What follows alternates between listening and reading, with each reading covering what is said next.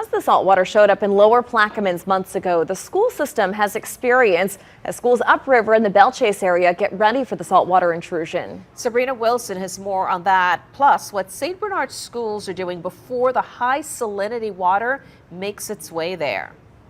Where the road begins in Boothville, Venice, it's mile 1 is where we already started this work. The first day of school, we already had bottles of water for the students and the staff. Next up in Plaquemines Parish is Belle Chase, according to the Corps of Engineers projections. So schools there are preparing, says interim Plaquemines Parish School Superintendent Dr. Shelley Ritz. The schools have already begun ordering their water for their students and also for after-school activities at the high school and middle school levels. And then also our food service director, Ms. Donna, is already assured that we're going to have the gallons of water needed for all the students for their food, for their lunches and breakfast as well. So you're not changing the menu or anything? No, ma'am. And of course, having to buy so much bottled water adds up in terms of extra expenses. Of course. The school system is encountering, purchasing of the water.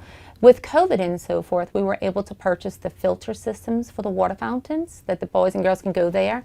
Can't use that right now either. So of course it's a burden.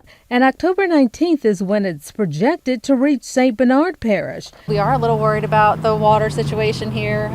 We've been filling up water in the jugs. We've got Kentwood water, so we try to get that ahead of time. St. Bernard School Superintendent Doris Vaucher wasn't available for an interview, but says the school system is working with parish leaders and the Governor's Office of Homeland Security and Emergency Preparedness. Further, she said, in preparation, we have purchased and will continue to purchase bottled water as needed, and we've revised our food menu accordingly.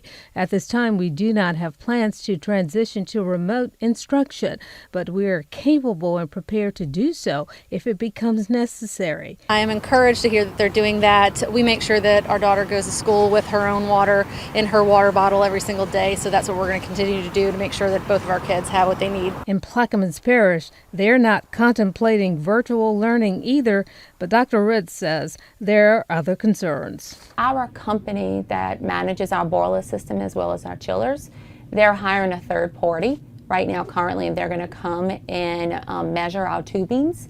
And they're working on putting an anti-corrosion additive to our actual systems to help prevent. And moments ago, a spokesperson for the Jefferson Parish Public School System sent a statement saying the school district is working closely with state and local officials to ensure it's prepared and that it will communicate with its stakeholders about this issue as additional information arises.